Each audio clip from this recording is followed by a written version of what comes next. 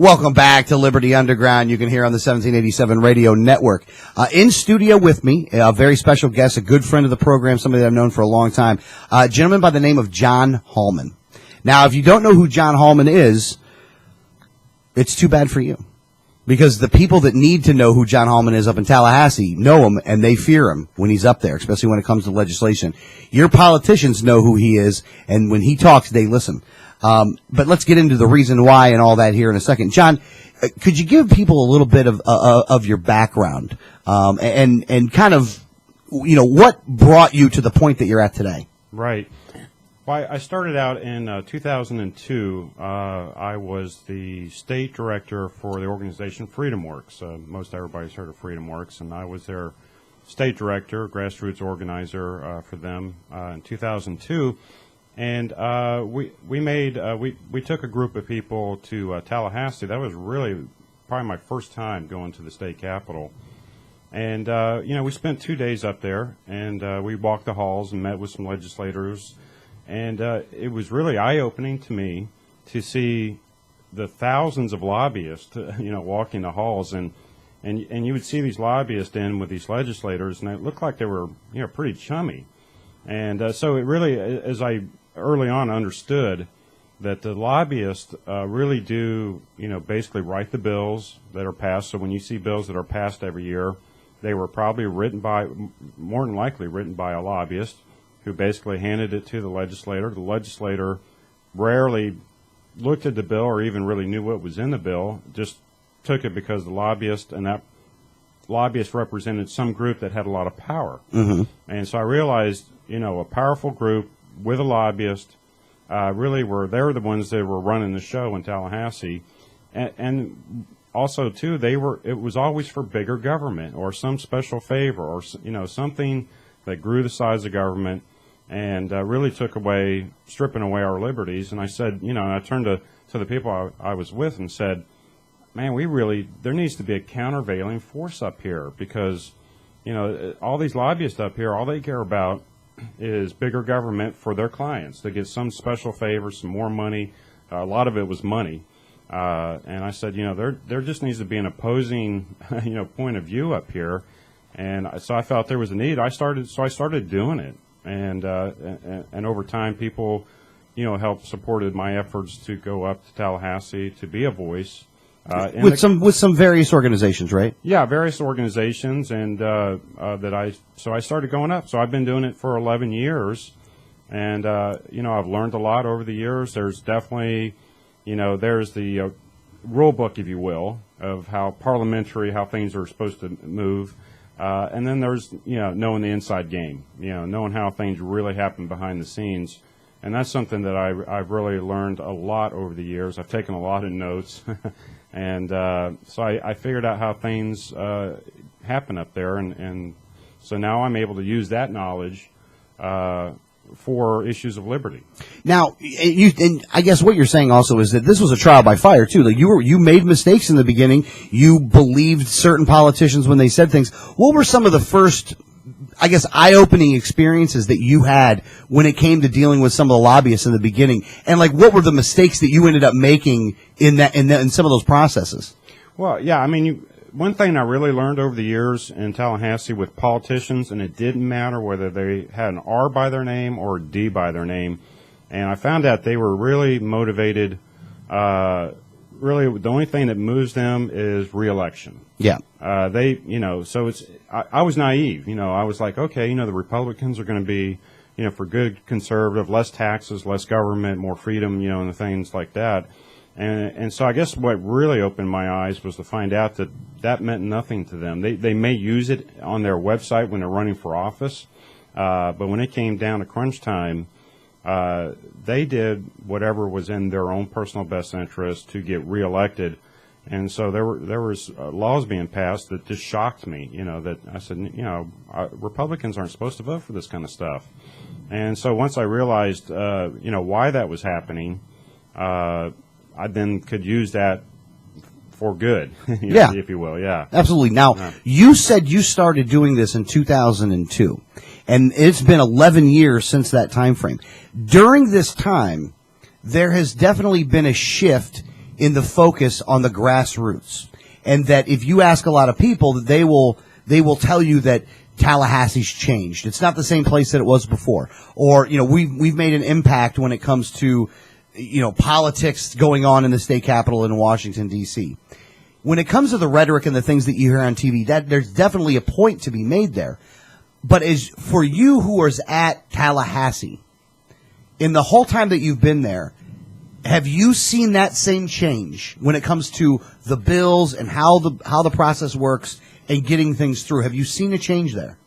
Well, on occasion, the thing is, what the politicians will do. So when they're getting a lot of activists calling them on a certain issue, they try to figure out a few things. They have a couple of things they think about. And number one, when they start getting a lot of phone calls, they say, basically they go, all right, who are they and how many of them are there and can they vote me out? And so that's what they're looking at. And they go, how mad are they? What's making them mad? And then the next thing they do, what is the least I can do to make them happy, to make them go away? And what they hope, and if we talk about it, we talk about this letter that was just sent on Common Core by Speaker Weatherford and Senate President Gates. That's a classic example, because what they did is they wrote this letter. They sort of leaked it out to everybody so all the activists would see this letter. And what they're hoping is that, okay, this will make everybody who's up in arms against Common Core, like we should be, they'll go away. They'll go, okay, geez, that's so nice. Isn't that great that Speaker Weatherford and President Gates did this? So things are really going our way. But you got to be really careful, because that's where they'll try to make you think they've done something. They're really good at that. They're really good at trying to make the folks out there, the activists, think we've done something. And then they go back to the old to their old games. Yeah, absolutely, and that brings in a good segue here. What are some of the pitfalls? Let's say you're a person, you want to go up to Tallahassee. What are some of the pitfalls that you're going to see instantly when you go up there? Let's say that the politician, that the candidate or the politician in office agrees to meet with you. How's that first interview going to go if you're a novice going up there? Well, sure, they're going to try to spin you. You know what I'm saying? Yeah. Now, when you mean by spin you, do you mean by, and this is a little bit of a leading question here, are they going to tell you the answer that you're looking for, or are they going to give you a response that will cause you a delay in actually trying to get something done? Right. They're going to try to say things, like we'll use Common Core again. Yeah. They'll say, John, I'm with you. I've got concerns about Common Core, so you got to understand I'm with you, but you don't understand how things work up here, and so they have a whole list of little excuses they'll run through them to try to make you think I'm on your side, but you just don't understand how things work up here, and this is a process, and this year may not be the year, you just got to be patient, you just don't understand, and so they got a whole, it's almost like a script. Yeah, I've heard it so many times in 11 years. It's just, I almost start laughing now, when they start telling me that stuff, and I'm looking at them like, come on. It's like the cliches. Yeah, come on. You know me. I've been up here 11 years, guys. Come on. Yeah, don't BS me on this stuff. Yeah, come on.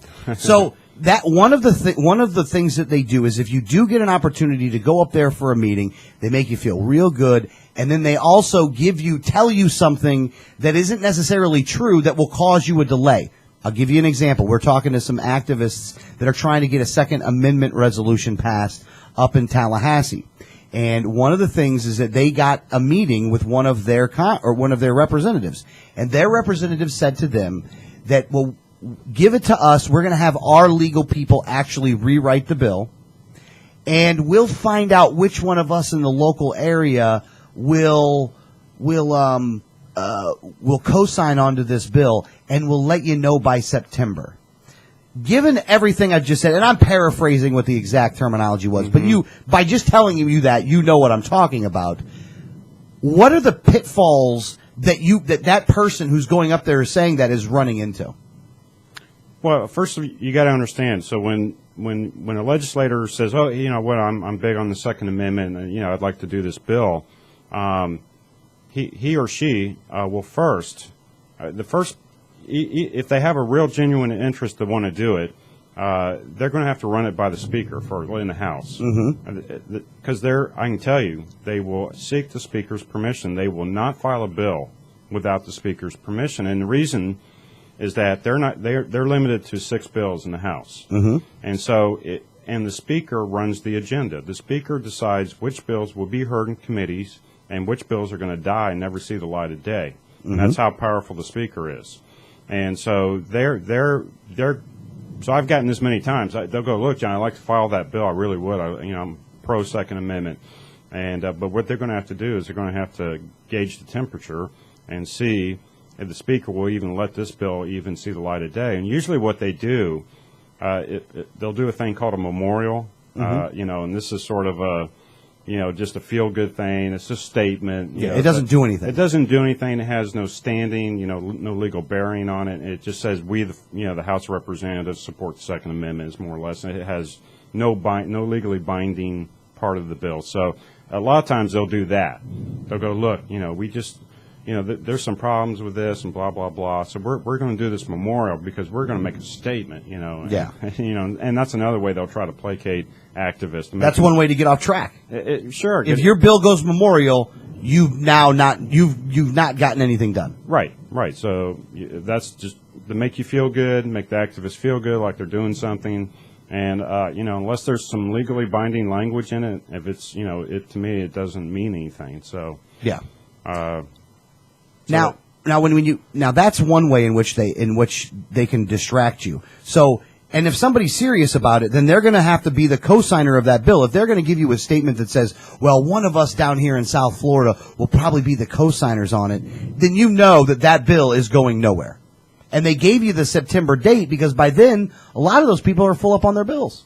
Right. And I can say, look, we just, time constraints. We just ran out of time, and we'll get to you next year. Yeah, and next year, this year just really, John, this year is not the year, which I would say is like, okay, if this year's not the year, then when is the year? So, they do. They have so many excuses, and they actually, when you get elected to the House, let's say because the Republicans, obviously run everything up there now. They have the majorities in both the House, the Senate, and the governor seat. Right, so basically what they do is when you get elected, you go up there, of course you have a meeting with the speaker.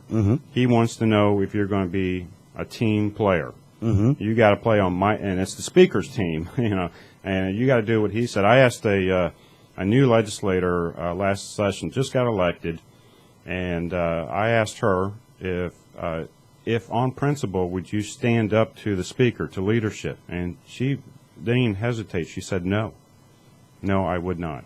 Because I want my job. Yeah, because I want to be reelected. Right, and what the speaker will do is if you're not a team player, they will search out and find somebody to run against you, and they will put money together. They have what's called a leadership fund. It's like a slush fund for anybody who's not a team player that they don't like. They will put the money up and they will run somebody against you in the primary. So that's the punishment you receive. So they really tight control. Really tight control. Yeah. Now, and this gets brought up, and this is one of those, like I said, I wanted to make sure that people understood this. And first off, John's website is libertyfirstfl.org, right? libertyfirstfl.org. Go on there. Again, John Hallman John Hallman and Paul Henry are the Liberty lobbyists for Florida. That if you want the two best experts when it comes to Tallahassee, when it comes to knowing what to do while you're up there, John and Paul are those guys. But you have a lot of people that have been going around this for a while that are pretty good activists that end up getting the ears of these politicians, or so they think. Now, you and I both know that many times what ends up happening is you end up just getting handled and you become a spokesperson for that candidate and you don't even know that you did it. Exactly. Explain how that happens to otherwise. These are honest people. Some of these people that get handled like this are trying to do it for the right reasons, but they get caught up in this game. How do they get caught up in this? Well, here's the thing. You go up there, let's say, and they invite you into their office, and it could even be Speaker Weatherford, let's say. And so you're going into the Speaker's office, you're meeting with Speaker Weatherford. So there's a feeling, and what they'll do, and all these legislators will do it, is if they think if you got the voice, or if you got the ear of a lot of people, you're an activist in your community, and they know that people are listening to Alex. So what they're going to do, they're going to go, Alex, here's what's going on. I'm doing the best I can. You got to understand what's going on up here. It's not always easy, but there's always next year and blah, blah, blah. But here's my cell phone number. Let's really stay in touch because I'm on your side. You got to understand that. It's not easy, and I'm trying up here. You just don't know the way things are up here. And so when a powerful person like that gives you a phone number, that gives you a feeling of like, wow, I'm important because I got a phone number. And then they go, hey, let's get a picture and a phone number, and they give you they make you feel good and important. Oh yeah. And then so then it's just natural to go, well, geez, I know Speaker Weatherford's trying, everybody, he's trying. He told me that be patient. We're working on this. There's always next year. There's some things that you don't know that are going on behind the scenes. Right. You just don't understand how things work in Tallahassee, and so they'll make you feel good, important. Here's my private cell phone number. So I got the Speaker's cell phone number, and it makes you feel good and important, and you just got played. And you got played. You got played. And it's very hard for people to admit that because a lot of people would consider it to be a little embarrassing that they fell for it again because it is not easy to fall for. But we got to be honest. If that's what that politician is doing, then they are playing you. More than likely, they're not playing you if they're telling you, I'm not going to be able to get this done. That's probably when they are telling the truth, if they're going to tell you that if you can, because you can, I guess this should be another question. When interacting with a politician and he tells you something that's a line, how do you respond to the line in order to get the honest response? Well, you basically just have to call them out. You have to say, again, with like the statement like, well, John, this just isn't the year. Well, then, Senator, when is the year, sir? When is the year? I mean, I'm you may have seen the YouTube where I had a back. You and Latvala. Yeah.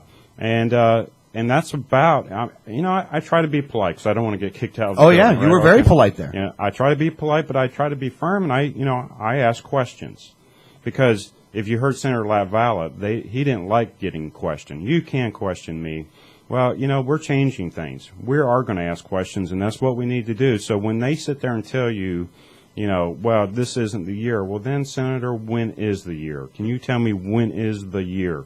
And, well, we have to, on this issue of conservation land, government-owned land, well, Senator Latvala, when is enough? Well, we conservation, we have to take care of the environment. Well, sir, then when is, with government owning close to 50% of all of Florida now in various levels of land holdings, when is enough, sir? When is enough? I mean, you can be polite and firm. Yeah. And ask them, well, then you give me, if 50%, is it 60%, sir? Is it 70%?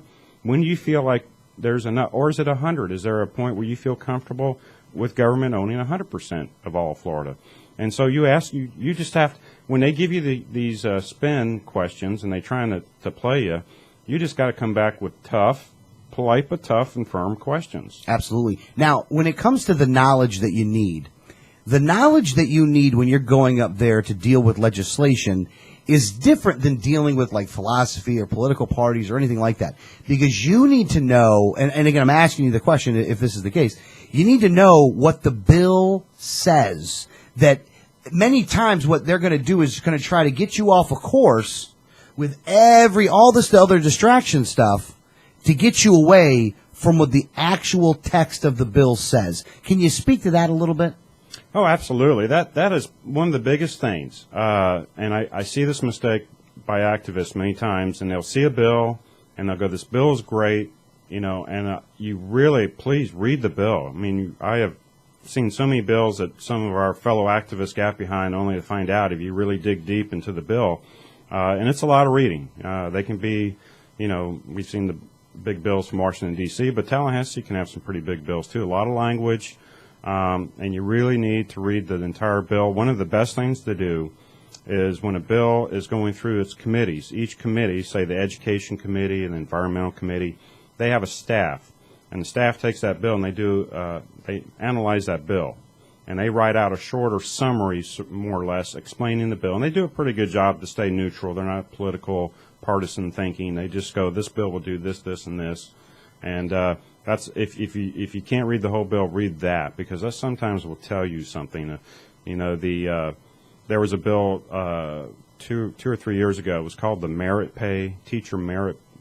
Yeah, I remember that bill. And a lot of us in our movement feel like, that makes sense. Teachers should be paid on merit, and not on tenure. Mm-hmm. And so we all kind of like that. So we kind of jumped on the bill. But really, when I read the bill, there was a short paragraph on merit pay and a whole bunch about race to the top. And the bill was really about Florida signing on to the race to the top, which has now led to this issue on Common Core. And that was the whole beginning of it. But a lot of people jumped on and said, that's great, merit pay, we got to get up behind that bill. But there again, once you found out what the bill was about, you should be opposed to it. Absolutely. And absolutely. I see that too many times. I see too many people getting excited because the bill sounds like it's doing something good, and we really need to read the bill and really understand it. And one of the things that I do in Tallahassee is if I don't understand the bill, and I've been reading bills now for 11 years, and they can be very hard to read. A lot of legal language is difficult to understand. Done on purpose, I would think, in order to confuse the average voter. Absolutely. And so what I do, what's nice is I can go to the committee staff's office. They have their own office, let's say the Education Committee, and they have their staff. And I go in there, and I start asking them questions. And they're very good about it. They'll let you come in. Now, it's easier if you're there just to walk in and start talking to them. It's very hard to make a phone call to committee staff. Mm-hmm. For the activists, it's hard for them to get through. That's another reason why you and John, or you and Paul, it's so important that you guys are up there, because what you're talking about, all the different things that you're talking about in order to be effective up in Tallahassee takes time. And it takes time in Tallahassee to be effective. It really does. Just on that issue alone of talking to the committee staff, and a lot of times we'll have a bill that we're all behind, and we should be behind, and it's stalled. You've seen that where it's just not moving. Mm-hmm. And why is it not moving? And so I have learned how to start finding out why a bill's not moving. It could be the chairman doesn't want it to move. It could be the speaker or the Senate president. But what you'll be surprised is a lot of times the staff has a concern or a question about a bill, and what they'll do is they'll shelve it, and either that gets addressed or it doesn't. And I've seen bills die over what was just really where I had a chance. I've saved some bills because I went in and talked to staff, and I said, what's your problem? In a nice way. Yeah. What's your concern? Why isn't this bill moving? And sometimes they'll say, well, there's like 2 points that we were concerned about. I'm able to go out and get those addressed, get them fixed, and get the bill back moving again. Without having done that, that bill would have been died for the year. Yeah. So you guys are almost, in a weird way, you guys are kind of, you guys are the pushers for the good legislation. Is that the stuff that's in there, and there's nobody else pushing it. It's you guys that are pushing it. Right. There's not other lobbying firms that are out there trying to push these bills through. Right, and that, of course, that's the problem. Paul and I are the only ones that are on the side of liberty, and trying to get these good bills moving, because we have so much opposition. And here's another thing that we do. Sometimes what will kill a bill is the lobbyists for the other opposition. Sometimes they have sometimes they just don't like it. Ideological, they don't like it.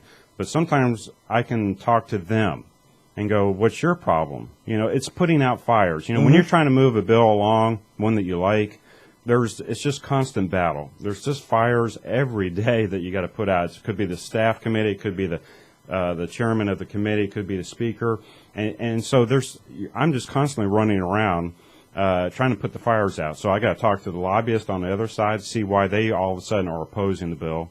Maybe I can find a way we can work something out. It could be the staff committee. It could be, see what I'm saying? So that's what I do every day in Tallahassee is I'm trying to find out, I'm trying to nurse and keep this bill going.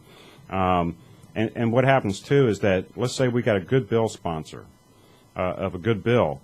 Now, you got to remember, especially on the Senate side, they've got maybe 20 bills because they're unlimited. They can file as many as they want. Yeah. So when you got a senator he or she has got a whole bunch of bills of their own, not just the one that we like, not the one that Alex and John like, but they also have other bills and other responsibilities to those bills. Then they're sitting on committees where they have to review bills. So what I'm able to do is help that bill sponsor. I almost kind of work for that bill sponsor in a way because I'm out promoting his or her bill to the other legislator. I'm trying to get co-sponsors to sign on to the bill. I help him or her work that bill. Yeah, I become like their assistant in a way. Yeah. For that bill. But you're working with them on something that you want to work with them on. Oh, it's only on. Yeah, it's because right. of your. It's because it's your bill. They're the ones that have to push it through. So technically, they're the ones that it's their bill, but it's the one you wanted to champion, and now you have to go out and champion it to other people to help that guy out because that guy's doing a bunch of other stuff. But he did take the initiative to put his name on your bill. Right. My job is to look. He or she took that bill. I appreciate it, but I also understand they're busy. And I've got to be the person that really makes that bill move. You know what I'm saying? For the other politicians right, up there. So because they're busy, and they just don't have time. But I have the time because I'm only going to be working 5, 6, 7 maybe bills at a time, that I have the time to really, push, put the fires out, find out the objections. And so it's a pretty active time. Oh, absolutely it is. A lot of these things are things that are happening up there that are very fluid. Now, and this brings to my next point. A lot of the things that we've talked about today involves yourself and John up in Tallahassee. Paul.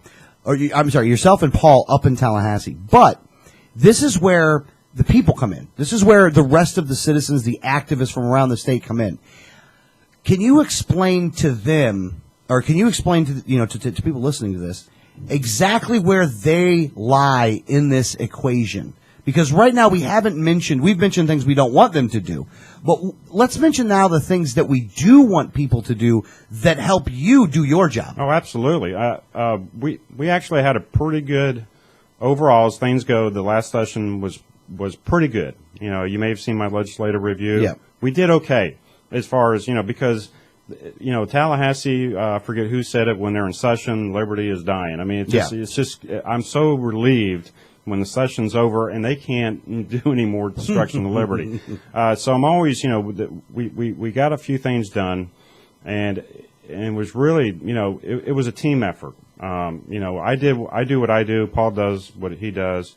But we're so much more effective when we're organized with the folks, with the activists, in the right times. Timing's everything.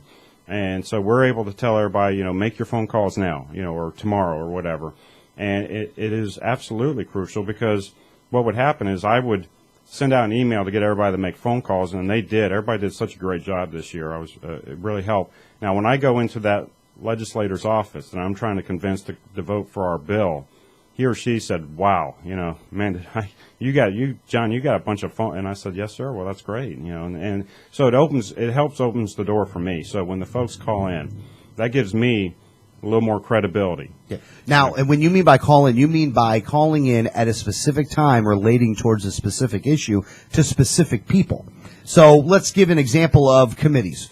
You're not going to call every state house rep and state senator in regards towards an issue if it's in a certain committee. You want to call the people in that committee that are dealing with that issue at that specific time to apply the proper pressure at the right time. And you guys, you and Paul, are putting this information out there through two ways. You're using email, and you're putting it on the websites on libertyfirstfl.org itself. Mm-hmm. So you're doing it two different ways, right? Well, yeah. I mean, last year I was doing it, through my email that I was putting out. Your newsletter, the Hallman's newsletter that was put out. Right. I was doing it that way. We're going to do it this year through Liberty First network. We're going to be, Paul and I together putting out the emails, the alerts on when to make the phone calls, and it is really important. The timing of it, here again, we have a committee. Bill is going to get assigned to various committees, and it's in that particular committee. It's being, we're waiting to get it scheduled for its hearing, to be voted on, debated and voted on. So there's pretty much a several step thing on this, and it's all timing. So when the bill is assigned to the environmental committee, we then need to, just we really need to get the chairman on board of scheduling this. So, the phone call should be to the chairman, perhaps maybe even to the speaker or to the Senate president. Let's get this bill, on the agenda as soon as possible. I do, when I have a bill in a committee that hasn't been scheduled yet, I do go to the other committee members and try to get them on board of wanting that bill put on the agenda. Sometimes they can, when they sit on there, they can try to put some pressure on the chairman to get that bill. And so I try to get some early support for a bill within the committee members that they can approach. I asked them, would you please tell the chairman that we'd really love to get this on the agenda, and that's part of the process. So, but here again, they've got a lot of bills, and so typically as the session moves on, it really gets more hectic, okay? And really, they only want to hear about the bills that are actually on the agenda, okay? So if you're calling about a bill that has not been agended yet, there's a wall there. You're not going to get anywhere. They're going to go, to deal with me when it's on the agenda. Yeah. So you see what I'm saying there? Yeah, and it's wasting time for now you're people. Now you're wasting time. Well, your own time. Right. So there's the early part. Let's get this on the chairman's radar. That he or she knows that this is a bill that the folks want to hear. And so, but at that point, then as the session wears on, timing really becomes important, because they've got so much going on, and I'm not defending them, but they have a ton of stuff going on, and it gets really fast. You have a 60-day session, and they've got 2,000 bills, and they're trying to rip through them. So even evil's fast paced. Right, exactly. So as an individual, one of the things that you're saying, especially coming up for the next session, and that the session is going to begin in January, right? Well, actually, they'll have, it's called interim committee weeks, and this is before the session. They'll start. See, they're filing bills now as we speak. Yes. Okay. This is an off election year now. In an election year, like next session will be over, and because everybody's up, more or less, most everybody's up for election, so they're not going to file bills. But this year they are. They're filing bills. They started last month, and so at the third week in September, they'll have the first interim committee weeks, and they will start going through bills, debating them, and such. So. That'll be my first trip back to Tallahassee. Will be in September, and there'll be probably one in October, maybe two in November, as it leads up. December, January, February. There's 3 interim committee weeks, and then the official start of the session. So and the official start. Yeah. So it's right now. The session's really pretty much going on right now. So as an individual, between now and let's say the end of session. So from this point now, moving forward till the end of session, as you have to do things, it takes you a lot of time to do that. But that's your job. You're going to do that up there as part of that, which you actually. I mean, again, there's no lobbyists. I mean, there's no big corporations that are paying you to go up there. You're going out there because the grassroots is funding an effort to send you up there to be able to do that. I mean, we go out there looking. Or you go out there looking, I go out there looking as well, looking for people that are going to donate money to the Liberty First Network. But as an individual, what's going to happen really is that you want them to, at the right time, to make the right phone call to their politician, which doesn't take very much time, by the way. No. It's a very easy thing. Or send an email, possibly. Right. And on certain things, to go up to Tallahassee, so you can go around with them to their politicians, almost like a Liberty Week thing. Go up to Tallahassee, you bring a whole bunch of groups of people, you go up there, you talk to your politicians at the right time. After you did all that other work, though, because that's just a one-time or a two-time thing at the most. So you're not asking people necessarily to have to go to Tallahassee all the time to be effective. They can be effective through the phone, because when you say that something's going on, and then they're backing it up with a phone call, exactly. It helps you when you're going there. Oh, absolutely. Look, Tallahassee is a long ways for everybody. Everybody works, and makes a living, take care of their family. So making a trip to Tallahassee is very difficult, and a lot of folks do make that one trip, maybe for 2 days for Liberty Days or whatever. But here's the thing: when somebody asked me the other day about we need to have a really big rally on Common Core whenever they're in session. And I said, yeah, that's fine, but I said, you got to understand that when those buses pull out and the rally is over, they're like cheering inside the legislators because now, I mean, they say, Thank God this is over. yeah, this is over. Now we can go back to doing what we're doing. And so that big rally where you get 300 or 500 people up there for one day, and everybody's out on the steps, and everybody's yelling and screaming, and and then you leave. The other lobbyists now come back in, and they're back changing their minds. So, that's why it takes that. I'm on them every day. I'm persistent, and what I will do. Probably shouldn't alert other lobbyists that I do this, but I know lobbyists. I know who they are for the other side. I know when they're going into a senator, and what I do is I watch them. As soon as they leave, I go in.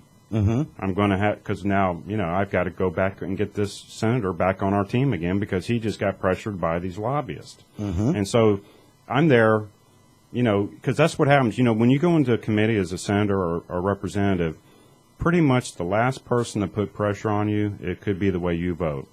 And so if you've heard from the special interest lobbyists who are sitting there telling you that, your political life is in, Jeopardy. In jeopardy, you're going to vote that way. But when they see me, I try, not that it always works, but they're going to see me before they go into committee, so they're going to get that other side. It's not just all one-sided anymore is what I'm trying to, Paul and I are trying to do. So they're hearing from us every day, and that's important because they're hearing from those lobbyists every day.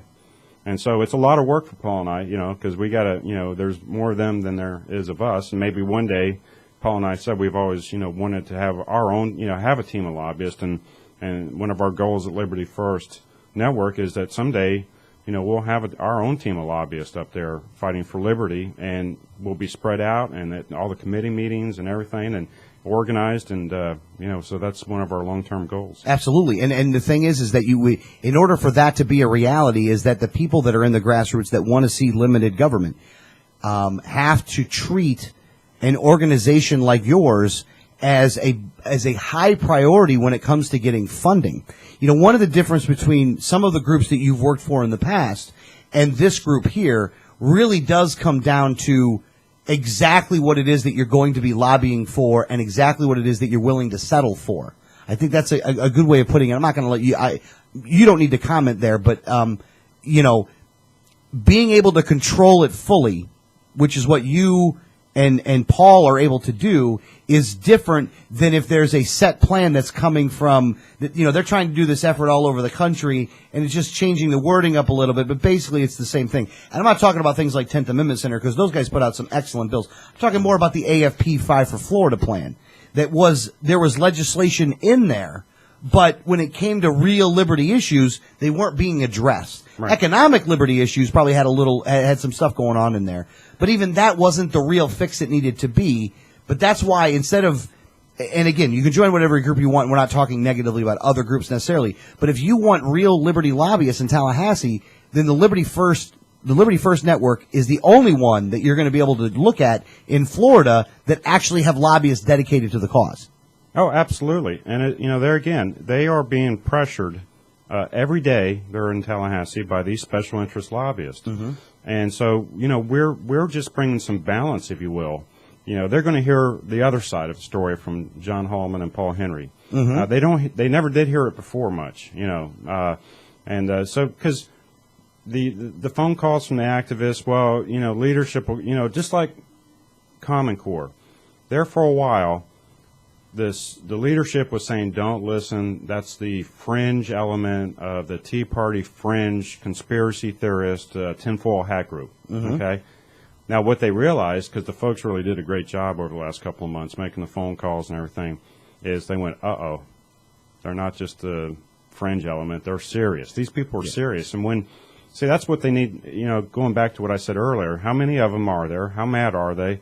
What's the least I can do to make them happy? And so our object with Common Core is, no, I'm not going to thank them for pulling the park assessment planning from the park. That's just one thing. That's okay. But they're still going for a Common Core. I'm not going to thank them for that. I'm going to actually put more pressure on them to remove Common Core. I don't feel like thanking them for changing how the testing will be done, because that's just one part of Common Core. Yeah, one part of the big thing. Right. All right, well, and we're going to wrap up with this, John. I really do appreciate you spending a little time talking about this. I think that when it comes to how you deal with the politicians in Tallahassee, that you guys provide a vital service that is probably one of the most, because people don't know about it, I consider it to be one of the most highly underrated tools that we have at our available. Not to call you guys tools, but at our available though, you guys are there to perform a certain service, one that actually will help free up the time of the regular activists around there and get them to do targeted, productive activities. Look, a phone call normally doesn't work unless it's done at the right time. Exactly. It's like shooting a gun. If the person's not there and you shoot, well, then you're not going to hit anything. Right. You got to hit your target, because you got to be aimed at your target when it happens. Not saying we're shooting anybody, by the way. I don't want to put it out there. Again, if people need to know where to find you guys at, can you give us all the information so we can, and we'll put this in the link in the YouTube channel, but just to reiterate it again. About our website? Yeah, the website, contact information and stuff. Right, is libertyfirstfl.org is our website, and on there you can subscribe to get newsletters. And I would call those even more action alerts than newsletters, because you guys don't BS with the stuff. You guys put out action alerts. Well, yeah, definitely during the session. I mean, I'm getting ready to send out some information, some policy information on some things like Common Core and Agenda 21 that I'm working on right now. And I am working with some legislators right now to get some bills written on both Common Core and some off-season status stuff. Right. So I might send that out. But when the session starts, it's quick. Here's what you need to do. Please call this committee members, and boom, boom, boom. Yeah. So just by subscribing to the email and going with what the email says, that they're doing a lot of stuff. Now, again, sending you guys up there is not an inexpensive thing. You're spending a couple $100 a day by sending you guys up there, which is also why there's a donate button up there, because you are not, you don't have big corporate special interests that are backing you guys. You have the grassroots that you need to back you. That's why that donate button's up there, so people can make a donation directly to you. And the advantage there is that by making the donation directly to you, if you were to go out and hire your own lobbyist, you got to pay money off the bat to the state before you even give any money to the lobbyist. Well, right, and of course there is a fee to lobby, but and the lobbyist up there, of course, they're working for the Walt Disney Worlds and the trial attorneys and such. They're getting paid a lot of money, and so Paul and I are doing it on a shoestring budget because we care. But nonetheless, we need to make a living. We both do it full time. There's work, as I was just telling you. Things are happening right now that I'm working on. So it ain't just the off season. Right. Everybody seems to think, a lot of people think it's like 2 months of the year that they're in session, and that's the only thing lobbyists do. But some of my hardest work I'm doing right now, actually. So the prep work. The prep work, writing of the bills. I contact legislators, have meetings with them. I need to get them on board now. I don't want to. The last thing I want to do is wait till the session to get them for or against any bill, because it's too late at that point. The cement's been set, but at that point, so it's stuck in cement. So, to think you can jump in on March 1st and make things happen, it's very, very difficult. At that point, I'm just putting fires out, every day up there. But the hard work was done in advance. Exactly. Again, John Hallman, Liberty First Network, I thank you very much for coming in today. I hope people listen to this interview, get the vital information that they need out of it in order to how to be more effective with their representatives in Tallahassee. Thank you, sir. Well, thank you, Alex. Appreciate it. All right. We'll be back with more messages from the Liberty Underground Show.